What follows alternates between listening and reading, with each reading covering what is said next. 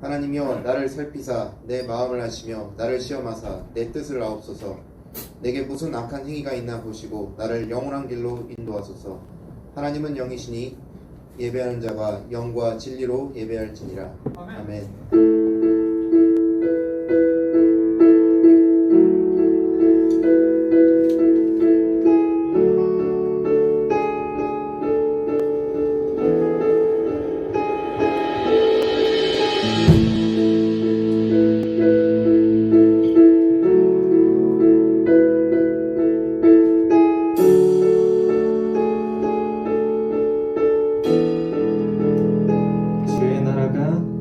주의 나라가 임할 때 하나님 임재하실 때 예배가 회복되며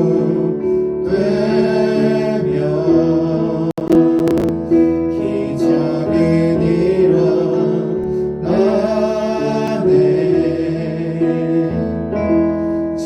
전능하신 주 영원하신 능력의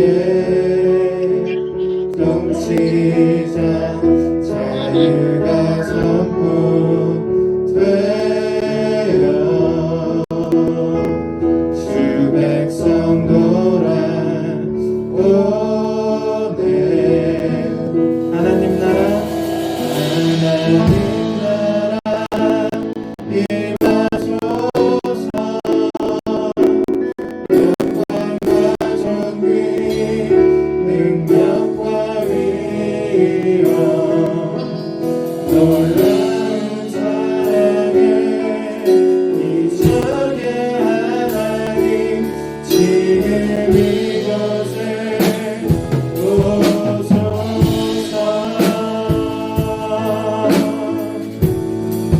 주의 나라가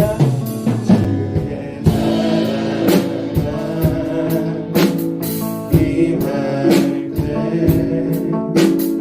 하나님 임재하실 때 예배가 회복되며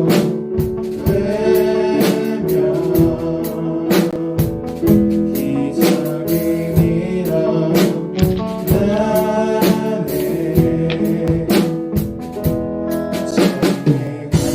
왔다 갔다 뭐 안 좋다니까 이게 영원하신 능력의 통치자 자유가 선포되어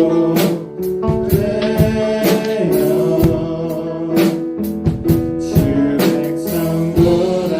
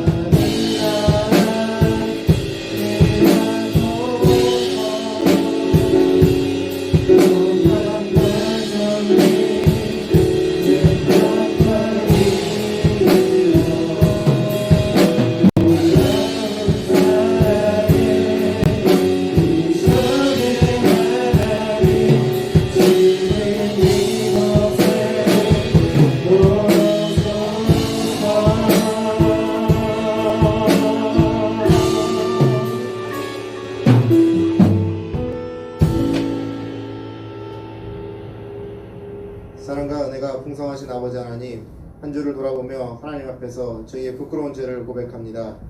교회를 오래 다녔지만 유례 없었던 코로나 사태로 저희들의 믿음 생활이 많이 흔들렸습니다. 예수님께서는 우리를 위해 고난을 겪고 부활의 영광을 약속하셨지만 우리는 참 예배자로 기쁨을 드리지 못했습니다. 이 시간 저희의 죄를 고백하니 저희들을 불쌍히 여겨 주시옵소서. 우리가 드리는 예배 가운데 예수님을 주로 고백할 수 있도록 성령을 내려 주시옵소서. 우리가 하나님 나라를 단순히 머리로만 알고 지식으로만 아는 것이 아니라 온 마음 다해 예수님께서 하신 일을 깊이 생각할 수 있도록 도와주시옵소서. 그리하여 성령께서 주신 믿음이 나의 삶 모든 곳에 주님의 영광을 위해 실천할 수 있도록 사순절이 될 수 있도록 도와주시옵소서. 우리의 모든 죄를 사하시는 예수 그리스도의 이름으로 기도드리옵나이다. 아멘. 만일 우리가 우리 죄를 자백하면 그는 미쁘시고 의로우사 우리 죄를 사하며 모든 불의에서 깨끗하게 하실 것이요.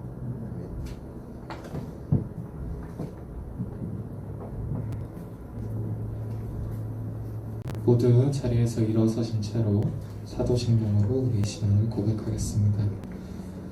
나는 전능하신 아버지 하나님 천지의 창조주를 믿습니다.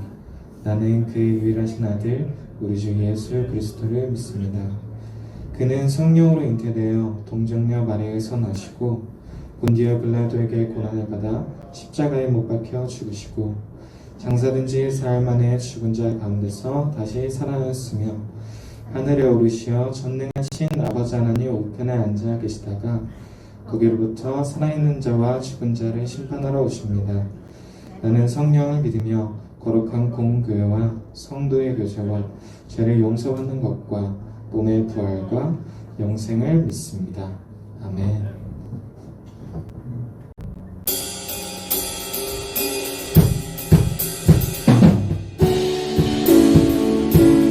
우리가 주님께 찬양드리려 이 자리에 나왔습니다. 우리 다 함께 박수 치면서 다 함께 신나게 주님께 찬양드리며 나아가겠습니다.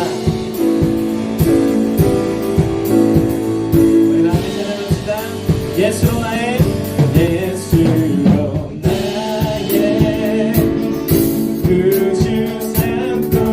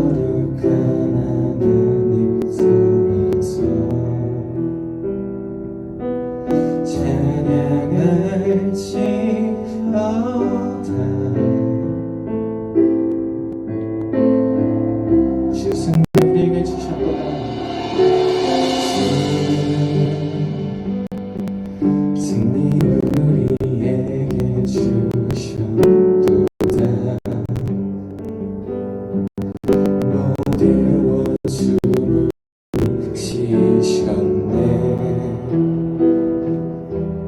엎드려 절하세.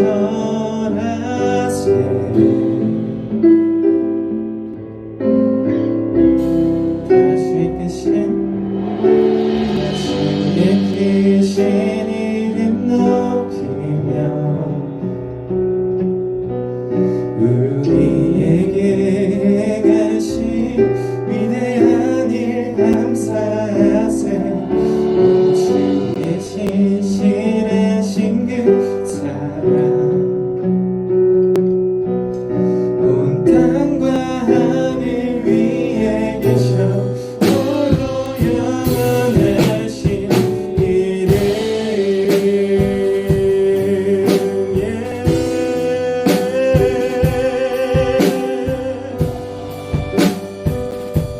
노래 처음부터 다 함께 고백하면서 나아갑시다.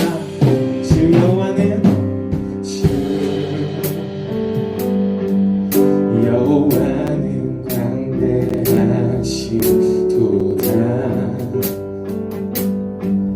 그 거룩한 하나님 손에서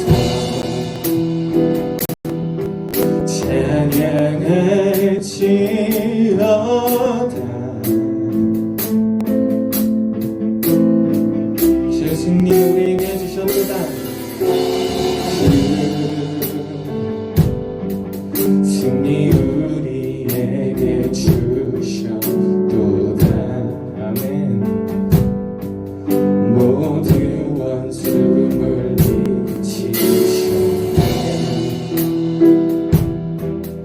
엎드려 절하세.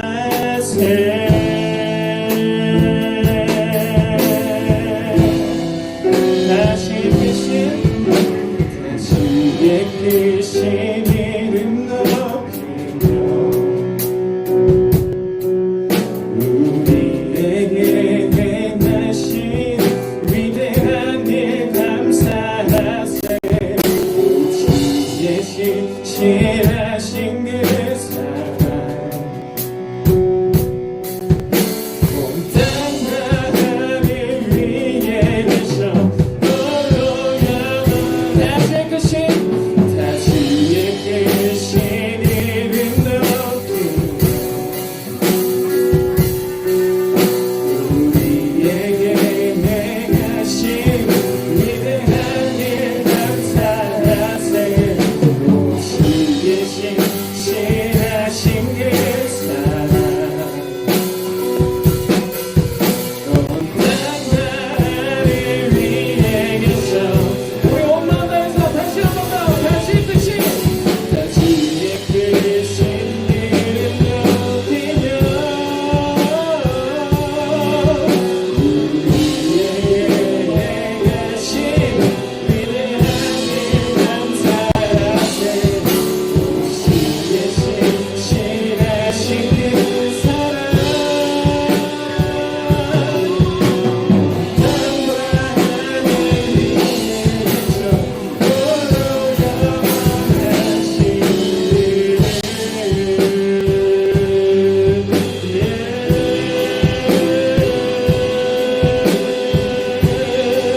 우리 다 함께 선포하면서 나아갑니다.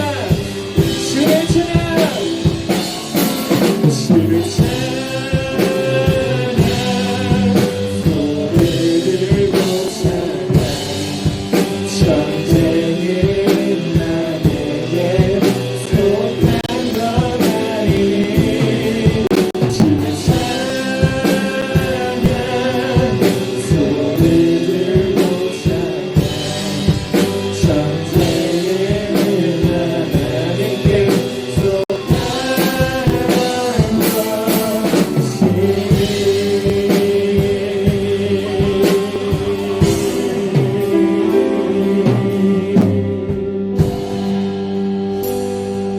우리 일정과 부족함으로 나아갑시다.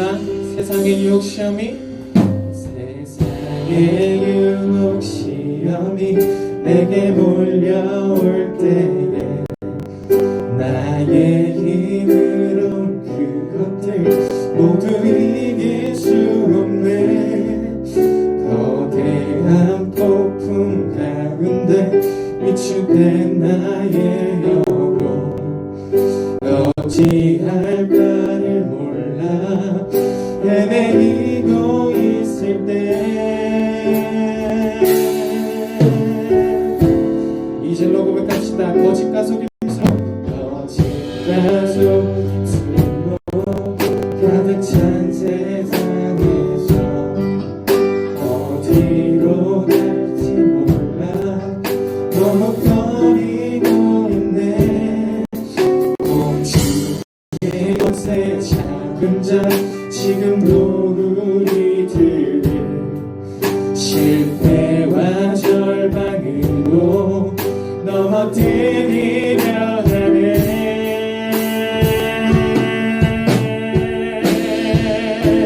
주의 찬양 주의 찬양 손을 들고 찬양 전쟁은 나에게 속한 것 아니니 주를 찬양 손을 들고 찬양 전쟁을 하나님께 속한 것이니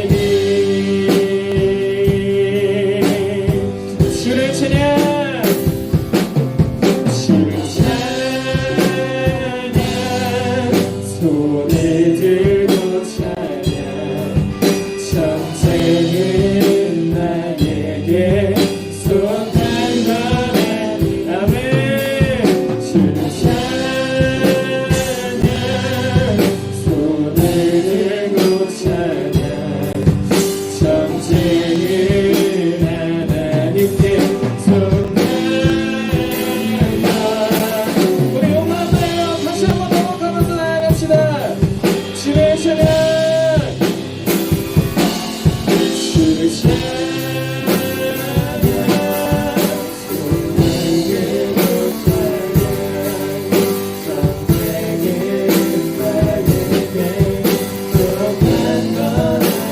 것 아멘. 주를 찬양 손을 들고 찬양 전쟁은 하나님께 속한 것. 우리 용감하여 다시 한번 넘어가면서 나아갑시다. 주의 찬양 주를 찬양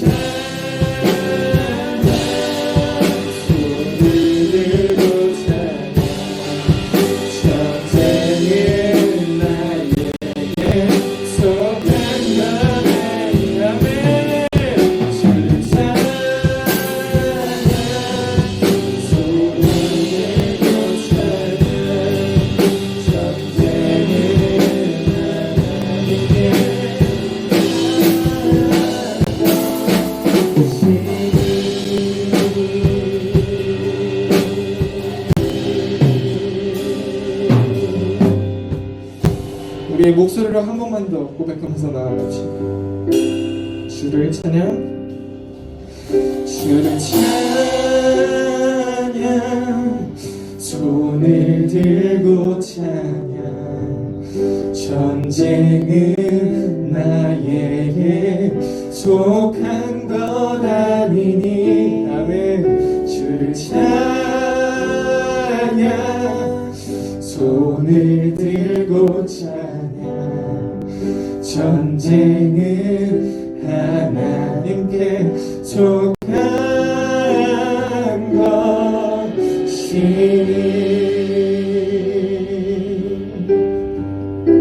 우리 이 시간 다 함께 기도하면서 나아갑시다. 하나님 아버지께서 겪으신 고통을 기억하며 이 자리에 다시 한 번 더 나왔습니다. 우리가 하루하루 살아갈 때 그 고통을 잊으며 살아갑니다.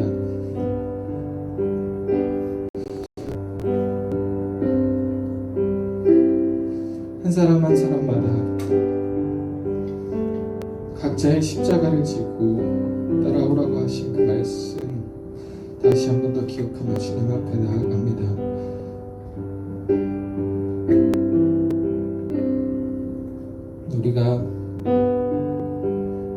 고통 잊고 살아가진 않는지 다시 한 번 더 되새기며 주님 앞에 고백으로 나아갑니다.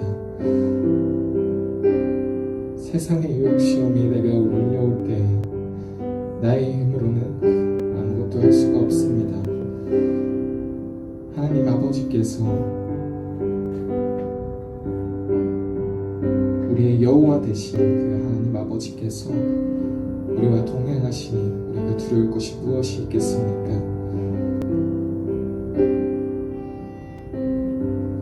우리가 이 자리에서 다시 한 번 더 고백합니다. 하나님 아버지, 우리가 주님께로 나아가오니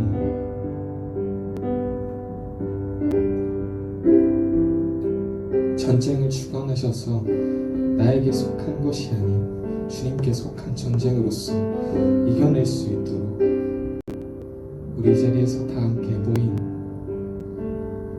이 사람들 사이에서, 이 그리스도인들 사이에서 서로가 손을 모아서 이 전쟁에서 승리할 수 있도록 하나님 아버지 이끌어 주시옵소서. 우리 그러한 기도 자녀로 다 함께 기도하면서 나아가시겠습니다. 함께 기도하시겠습니다.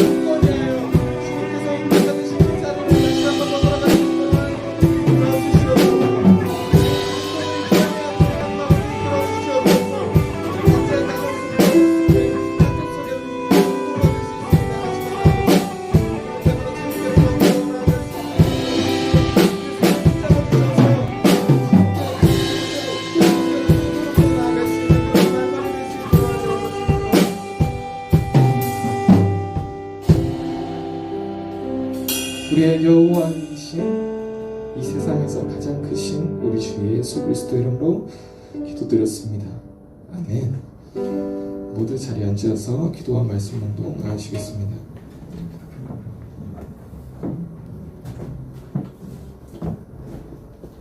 기도드리겠습니다. 하나님 아버지 감사합니다. 오늘 교회에 이렇게 나와 예배드릴 수 있게 하심에 감사드립니다. 지금 이 시간 마음을 열고 정성을 다해서 예배드릴 수 있도록 인도해 주세요. 현재 코로나로 인해 많은 사람들이 힘들어하고 있습니다. 의료진들과 환자들 그리고 저희들에게 힘을 주셔서 속히 이 코로나가 끝낼 수 있도록 도와주세요. 또한 코로나 시대 속에서 이제 곧 새학기를 맞이하게 되는데 어려움과 힘듦 없이 중등부 친구들이 학교 생활을 할 수 있도록 인도해 주세요.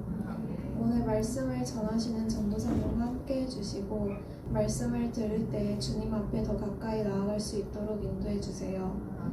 중등부를 섬기는 찬양팀과 선생님들 그리고 중등부 친구들을 기억해 주시고 이번 한 주도 성령이 충만한 삶을 살아갈 수 있도록 도와주세요. 예수님의 이름으로 기도드렸습니다.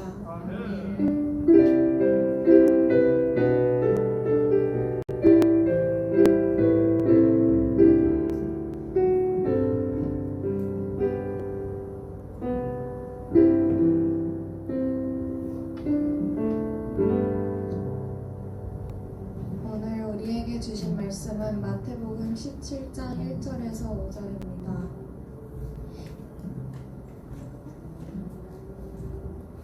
말씀 묵묵하겠습니다. 엿새 후에 예수께서 베드로와 야고보와 그 형제 요한을 데리시고 따로 높은 산에 올라가셨더니 그들 앞에서 변형되사 그 얼굴이 해같이 빛나며 옷이 빛과 같이 휘어졌더라. 그때 모세와 엘리야가 예수와 더불어 말하는 것이 그들에게 보이거늘 베드로가 예수께 여쭈어 이르되 주여 우리가 여기 있는 것이 좋사오니 만일 주께서 원하시면 내가 여기서 초막 셋을 짓되 하나는 주님을 위하여 하나는 모세를 위하여 하나는 엘리야를 위하여 하리이다. 말할 때에 호련히 빛난 구름이 그들을 덮으며 구름 속에서 소리가 나서 이르시되 이는 내 사랑하는 아들이요 내 기뻐하는 자니 너희는 그의 말을 들으라 하시는지라. 아멘.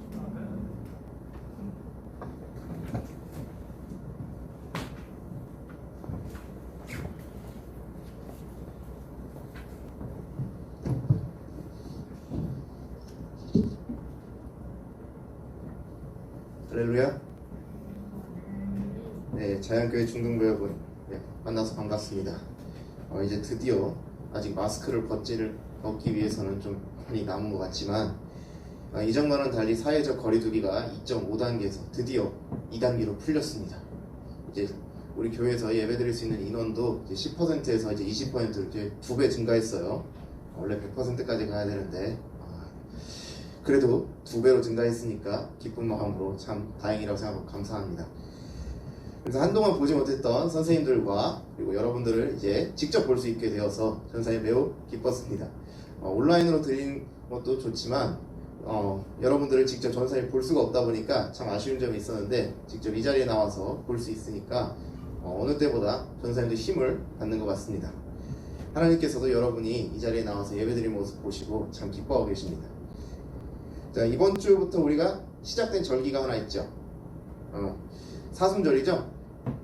사순절 하게 되면은 사람들이 이제 예수님의 십자가 고난을 생각하면서 이제 묵상을 하는 시간을 많이 갖습니다. 참 엄숙한 시간이라고 할 수 있는데요. 근데 우리가 항상 침울해할 수는 없겠죠. 왜 그럴까요? 우리가 오늘 말씀을 통해서 그 의미에 대해서 한번 살펴보고자 합니다. 다 함께 기도하시고 말씀을 듣도록 하겠습니다. 사랑과 은혜가 풍성하신 아버지 하나님, 저희가 오늘 마태복음 17장의 말씀을 통해서 예수님께서 사순절을 보내신 사건을 통해서 어떻게 우리가 이 말씀을 묵상하고 그리고 삶 속에서 적용해야 될지 나누고자 합니다. 아버지 하나님, 우리가 사순절 동안 침울해 있는 것이 아니라 예수님께서 주실 부활의 영광을 생각하면서 우리가 삶 곳곳에서 희망을, 소망을 가지고 나아갈 수 있도록 도와주시옵소서. 감사드리며 예수님의 이름으로 기도 올리옵나이다. 아멘.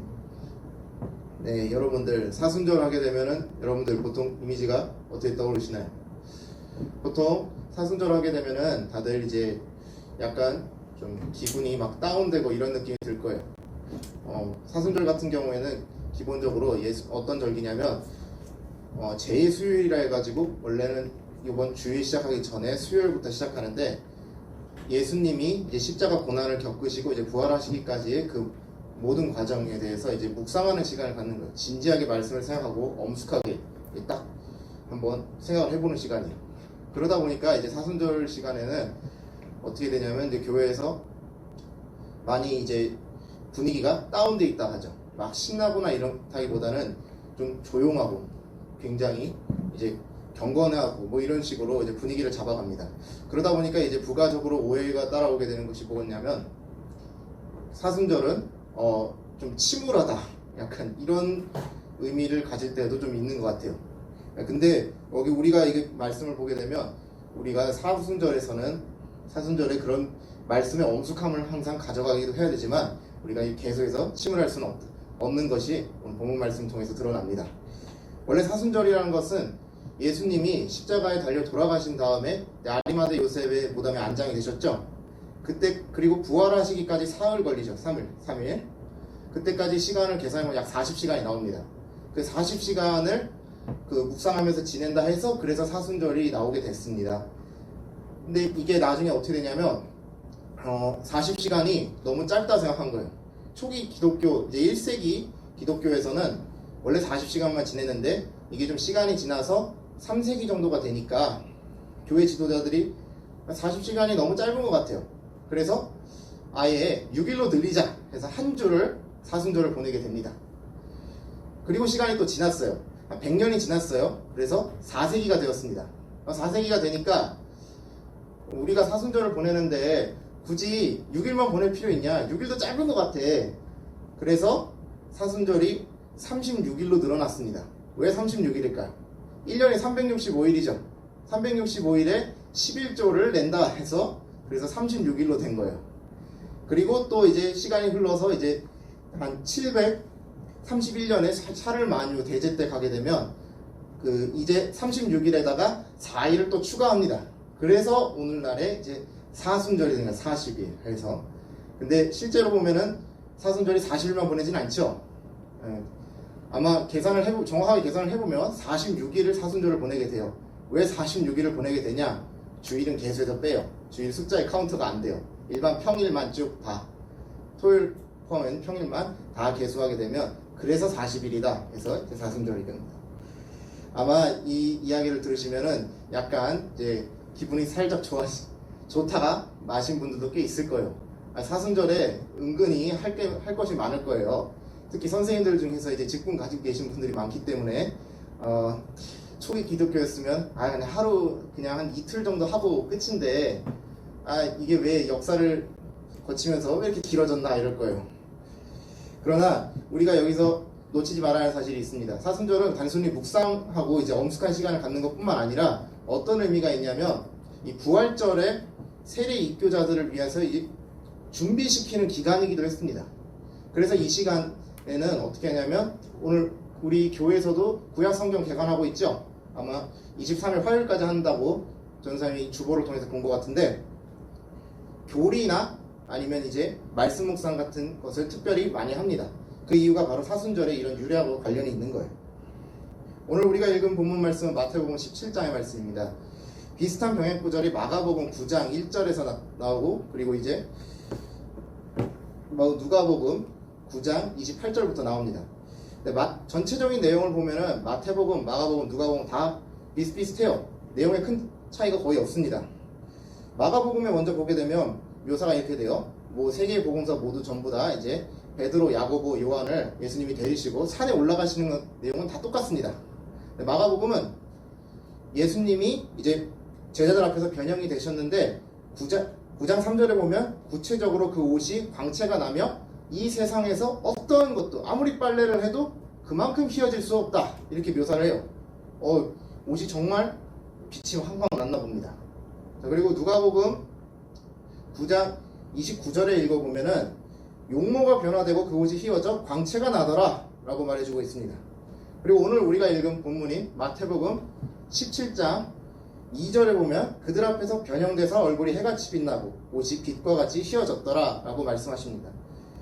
전사님, 이게 약간 말은 좀 다른데 무슨 차이일까요? 그냥 다 같은데 왜 이렇게 썼을까? 그냥 먼저 썼던 게 있으면 그냥 복사해서 붙이면 되는데 왜 이랬을까? 이런 생각이 드실 수 있을 겁니다. 아마 여러분 머릿속에서 그려진 이미지가 이거하고 같을 것 같아요. 우리 하나 사진 하나 보도록 하겠습니다. 네, 전사님이 여러분들 옛날에 있었던 만화인데 드래곤볼인데 여러분 보통 이제 예수님이 이제 그 빛이 나셨다 하니까 아마 여기 주변에 그 캐릭터 주변에 여기 보면은 이게 빛나는 아우라가 있죠. 빛나는 아우라가 있으니까 예수님이 그 제자들 앞에서 변화되시고 옷이 엄청 휘어졌다 하니까 저런 식으로 빛나는 아우라가 주변에 있었다. 그리고 내가 예수님을 그린 성화를 많이 봤는데 그런 그림에서도 다 저런 식으로 아우라가 많은 것을 봤기 때문에 아마 저럴 것이다 하고 이제 머릿속에 그림이 그려집니다. 근데 우리가 보면은 여기 왜 그러냐면 말씀에는 이제 옷 자체에 대해서 많이 주목을 하기 때문에 그런 것 같습니다. 근데 과연 그럴까? 한번 우리가 말씀을 심도 있게 한번 볼 필요가 있어요. 마태복음은 마가복음 그리고 누가복음과는 달리 매우 중요한 한 가지 잘 드러나지 않는 점을 확실하게 부각해 주는 것이 있어요. 과연 무엇일까? 17장 2절에 보면은 그 핵심 문구가 뭐냐면 그 얼굴이 해같이 빛나며 라는 문구가 분명하게 있습니다. 다른 복음서에는 해같이 빛난다는 표현은 없어요. 용모가 변화된다 이런 정도의 표현만 있지. 이 차이점을 알게 되면 그 순간 딱 떠오르는 구절이 있으실 거예요. 선생님들하고 이제 성경을 많이 읽었던 친구들은 어떤 장면인지 머릿속에 번개같이 스치는 장면 하나 있을 거예요. 바로 무엇이냐면 출애굽기 34장 29절의 말씀입니다. 이 장면이 어떤 장면이냐면 모세가 십계명을 하나님한테 시내산 꼭대기에서 받았잖아요. 돌판 2개에다가 그때 하나님께서 모세와 직접 만나시고 나서 그리고 모세가 이제 내려오죠. 모세가 내려왔는데 사람들이 모세를 보고 깜짝 놀라는 거예요. 왜 깜짝 놀래냐? 모세 얼굴에서 빛이 쫙 나는 거예요. 빛이 나니까 이제 백성들이 다 이제 두려워서 떠는 거예요. 무서워서. 왜냐? 일반 사람 여기 얼굴에서 빛이 난다는 게 말이 됩니까? 물론 여기서 말하는 빛이 난다는 건 모세 잘생겨서 그렇다는 게 아니에요. 정말로 몸에서 빛이 나온다 이런 의미예요. 그러니까 모세가 백성들이 다 겁먹고 다 쫄아 있으니까 이거를 배려하기 위해서 자기의 수건을 가지고 얼굴에 댑니다. 그래서 가려요. 가리는데 이 본문의 말씀이 신약 성경에 반영된 곳이 어디냐 하면은 고린도후서 3장 14절에서 18절 말씀입니다. 여기서 바울은 조금 이것을 다른 관점에서 접근해서 풀어내요. 어떻게 얘기하냐면 모세가 얼굴을 일단 가렸죠. 얼굴에서 빛이 환하게 나니까 백성들이 무서워하니까 모세가 더 배려해서 가렸단 말이에요. 근데 그 빛이 계속 지속 상태입니까? 아니에요. 사실 그 빛은 사실 사라졌어요. 바울은 이걸 어떻게 보냐면 모세가 그 얼굴에 있는 그 빛은 사라질 빛이었다. 율법은 그 사라질 빛이었고 하나님과 우리가 예수님을 통해서 우리가 하나님께로 돌아갔을 때 그 사라지지 않는 빛을 항상 갖게 된다. 이렇게 표현하고 있어요. 그게 바로 고린도후서의 핵심 메시지입니다. 3장에. 그럼 우리가 이렇게 근데 바울이 여기서 이런 이야기를 할 때 절대로 이 이야기를 바울이 갑자기 창의적으로 성경을 이제 해석하고 마음대로 해석한 게 절대로 아닙니다. 어떤 사람들은 이렇게 얘기할 때가 있어요. 바울이 갑자기 이걸 할 때 그냥 비유로 자기 식대로 해석했다 하는 건데 절대로 그거는 오해입니다. 바울은 성경을 아주 정통하게 잘하는 사람이었어요. 특히 어떤 사람이냐면 바울과 같은 서기관들은 성경을 통째로 다 외우는 사람들입니다. 여러분 이 성경 참 길죠. 사실 창세기만 해도 50장이에요. 그리고 출애굽기만 해도 40장 정도 엄청 깁니다. 근데 이 성경 자체를 통째로 다 외우는 사람들이에요. 유대인들은 어떻게 하냐면 그것도 우리 한글이 아니라 히브리어로. 히브리어는 자기들도 까먹었거든. 근데 그걸 외워요. 그러니까 바울이 이 말씀을 해석할 때 어떻게 한 거냐면 절대로 근거 없이 막 창의적으로 발상해서 해석한 것이 아니라 유대교 전승을 반영한 강력한 근거입니다. 오늘 우리가 읽은 말씀도 그 유대교 전승과 관련이 있어요. 우리가 그 전승을 알기 위해서는 창세기 1장부터 살펴보면 간단해요. 창세기 1장 쭉 읽어보면은 여러분 아담이 무슨 옷을 입고 있었죠? 아마 여기 그냥 자신있게 대답할 수 있을 거예요. 지금 부끄러워서 말을 못하고 있는데 아담이 옷을 안 입고 있었죠? 보통 다 자신있게 얘기할 수 있어요. 왜냐? 창세기 2장 25절 보면은 아담이 벌거벗었다. 아담과 하와가 벌거벗었으나 서로 부끄러워하지 않았다 라는 말씀이 대놓고 나오기 때문에 어렵지 않게 딱 얘기할 수 있어요. 근데 유대교 랍비들은 이걸 좀 다르게 해석합니다. 원래 처음에 어떻게 했냐면 아담이 나중에 쫓겨나죠. 하나님이 먹지 말라고 했던 선악과를 따먹고 에덴 동산에 쫓겨나죠. 근데 쫓겨나기 전에 아담한테 무슨 과정이 하나 있었죠. 뭐냐? 처음에 자기들이 벌거벗은지 몰랐는데 벌거벗은 걸 알게 됐단 말이에요. 그러니까 아담과 하와가 이제 가리고 그러다가 쫓겨났죠. 쫓겨난 다음에 하나님이 그냥 벌거벗은 채로 놔두는 것이 아니라 가죽옷을 지어서 입히셨다고 합니다. 그때 가죽옷에 해당하는 히브리어가 바로 오르라는 단어예요. 오르. 발음이 오르예요. 오르. 히브리어로 그런데 신기한 게 하나 또 있어요. 뭐냐면 빛을 의미하는 히브리어 단어도 발음이 같아요. 알파벳은 다른데 발음이 같아요. 오르예요. 똑같이. 그래서 유대교 전승에서는 이걸 어떻게 보냐면 아담이 처음에 입고 있었던 옷이 우리가 입고 있는 이런 옷이 아니라 뭐냐면 바로 빛으로 된 옷을 입고 있었다라고 얘기해요. 전사님, 이거 좀 에바 아닙니까? 이거는 좀 많이 비약 아닙니까? 그냥 발음이 같을 뿐인데 이게 어떻게 가능한 겁니까? 너무 논리적 비약이 심한 거 아닙니까? 이렇게 생각할 수 있어요. 이렇게 비판적으로 생각하는 건 좋은 거예요. 그러나 랍비들이 절대로 유대교 전승에서 이걸 근거 없이 해석한 게 아니에요. 어떻게 해석하냐면 이거에 바로 근거 해석할 수 있는 게 어디냐면 시편 8편이에요. 시편 8편을 나중에 가서 읽어보면은 쭉 하나님께서 사람을 창조하신 이야기에 대해서 정확하게 나옵니다. 그때 시편 8편 5절을 보게 되면 하나님께서 사람을 만드실 때 하나님보다 조금 못하게 하시고 영화와 존귀로 관을 씌우셨다 이렇게 나와요. 여기서 영화는 영광을 의미하고 존귀로 관을 씌우셨다 할 때 이 존귀 굉장히 그 왕관 같은 걸 씌우셨다는 거죠. 땅에 사람을 창조하실 때 이때 우리가 그 관을 씌우셨다 했을 때 그 단어도 보면은 신기한 게 뭐냐면 단순히 머리에 쓰는 거 그런 것만 이야기하는 게 아니에요. 그 히브리어는 아타르라고 하는데 그 아타르 단어는 이게 둘러싸다라는 의미예요. 그리고 여기 영광이라 해당하는 거는 무슨 의미냐면 보석이 아주 찬란하게 빛나죠. 다이아몬드 반짝반짝할 때 아주 찬란하게 빛나죠. 그런 찬란한 영광으로 사람을 감싸셨다 이렇게 되는 거예요. 그러니까 어떻게 시편 8편의 내용을 요약하면은 이렇게 되는 거예요. 하나님께서 사람을 지으셨는데 그 사람은 찬란하게 빛나는 빛으로 된 영광으로 둘러싸여 있었다라는 거예요. 그렇기 때문에 유대교 전승에서 아담은 처음에 빛으로 된 옷을 입고 있었다라는 것은 타당한 해석이 될 수 있는 거예요. 오늘 예수님이 제자들 앞에서 용모가 변형돼서 빛이 났다라는 거는 이제 몸 자체에서 빛이 이제 강렬하게 뿜어져 나왔다는 것으로 보는 게 타당한 거예요. 마치 이렇게. 자, 사진 하나 볼게요.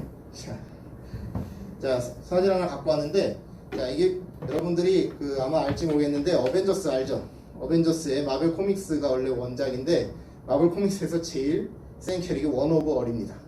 그 캐릭이 딱 저 모습이어서 가져왔습니다. 자, 본문에서 보면은 예수님의 모습이 이제 단순하게 빛나는 것일까? 라고 생각할 수 있어요. 절대로 단순히 빛나는 것만이 아니에요. 무엇이냐?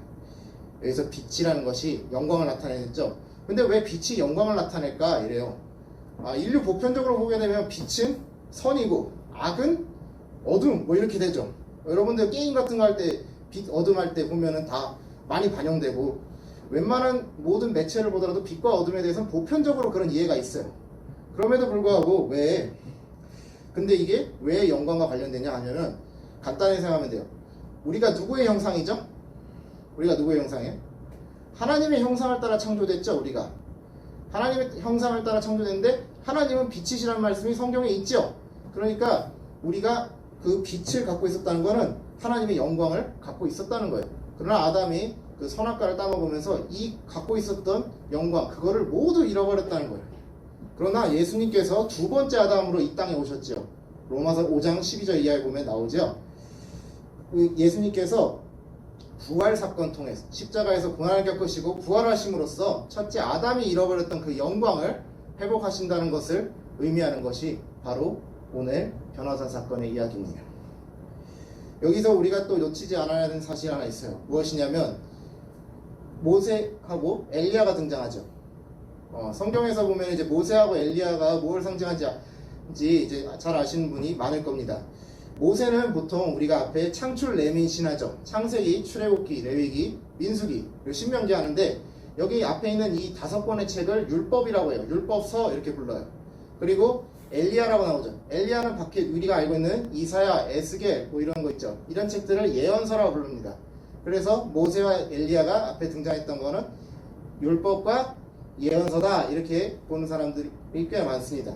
그러나 오늘 우리가 예수님께서 이제 변화돼서 첫째 아담이 잃어버렸던 영광을 회복하실 것이라는 것은 무엇을 의미하냐면 정확하게 말하면 신의 산에서 모세가 하나님과 대면하죠. 그리고 엘리야가 호렙산에서 하나님과 직접 대면하죠. 그 사건을 직접적과 연결이 되는 거예요. 곧 예수님께서 앞으로 지실 십자가 사건을 통해서 부활하심으로써 아담의 그 영광을 회복하듯이 우리도 장차 하나님 잃어버렸던 그 영광을 회복하고 부활의 몸을 입고 하나님과 대면하는 삶을 살게 될 것이라는 것을 의미합니다. 사랑하는 자연교회 중등부 여러분, 사순절 시작하면서 우리가 이제 가진 신앙에 대해서 엄숙하고 진지하게 이제 생각해야 되는 시간이 되어야 할 겁니다. 그러나 우리가 너무 이것 때문에 침울해하고 우울해할 필요는 없습니다. 사순절은 예수님을 이미 이제 당하실 고난을 이제 묵상하는 시간이기도 하지만 부활하신 예수님을 묵상하는 시간이기도 하기 때문입니다. 저와 여러분 모두 오늘 말씀을 통해서 나를 위해 십자가를 지신 예수님을 항상 기억하시기 바랍니다. 코로나19로 어려운 상황이지만 우리에게 항상 하나님 나라가 이미 상속되어 있듯이 이 어려운 시기도 우리가 말씀을 묵상함으로써 이겨나가는 사순절 되시길 바랍니다. 말씀을 뵙겠습니다.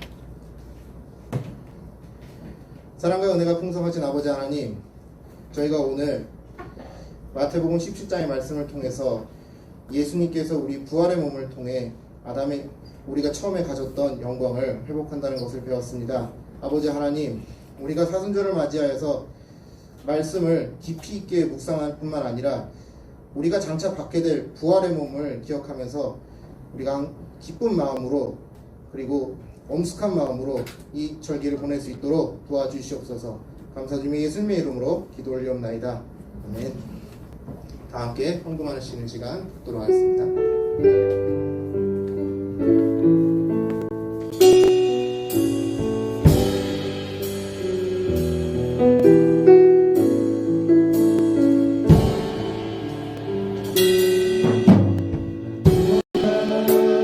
주님을 바꾸지 않으니 다른 어떤 은혜 구하지 않으니 오직 주만이 내 삶의 도움이시니 주님 나를 보기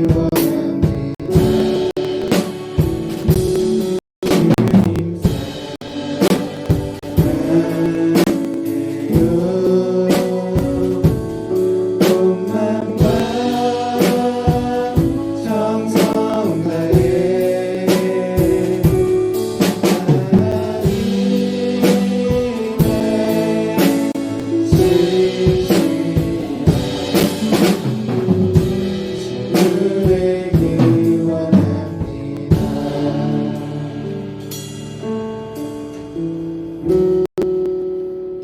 사랑과 은혜가 풍성하신 아버지 하나님, 자연교회 중등부 아이들이 하나님께 헌금하였습니다. 아버지 하나님, 코로나로 어려운 가운데 이 물질에 마음을 담아서 드렸습니다. 아버지 사순절을 맞아서 우리가 예수님을 묵상하면서 드린 이 헌금 하나님께서 기쁘게 받아주시고 우리가 부활의 소망을 가지고 더 큰 것을 드릴 수 있도록 도와주시옵소서. 감사드리며 예수님의 이름으로 기도 올리옵나이다. 아멘. 다 함께 주기도문 하시고 예배를 마치도록 하겠습니다. 하늘에 계신 우리 아버지, 아버지의 이름을 거룩하게 하시며 아버지의 나라가 오게 하시며 아버지의 뜻이 하늘에서와 같이 땅에서도 이루어지게 하소서. 오늘 우리에게 일용할 양식을 주시고 우리가 우리에게 잘못한 사람을 용서해 준 것 같이 우리 죄를 용서해 주시고 우리를 시험에 빠지지 않게 하시고 악에서 구하소서. 나라와 권능과 영광이 영원히 아버지의 것입니다. 아멘. 모두 자리에서 일어서서 찬양으로 예배를 마치겠습니다.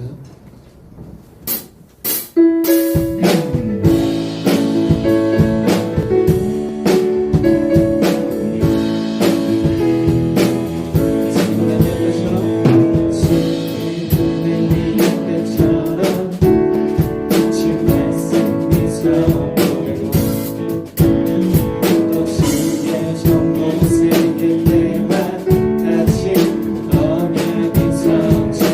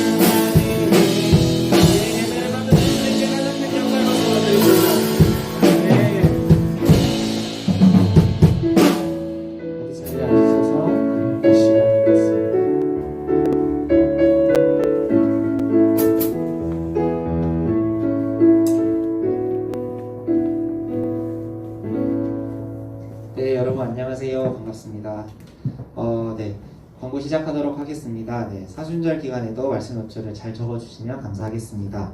매일 1회 이상 적기를 권하고요.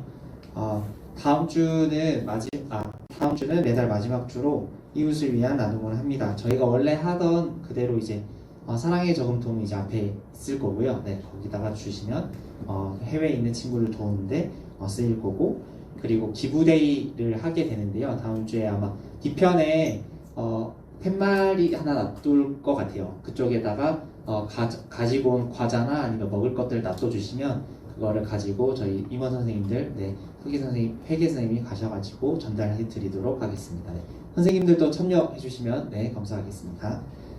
그리고 오늘 새 친구가 있어가지고 네, 환영은 뒤쪽에 있는데 네, 이름은 송성운 친구고 네, 광남중학교 2학년이라고 하네요. 네, 잠깐 일어서 네, 박수로 네, 맞아주시면 감사하겠습니다.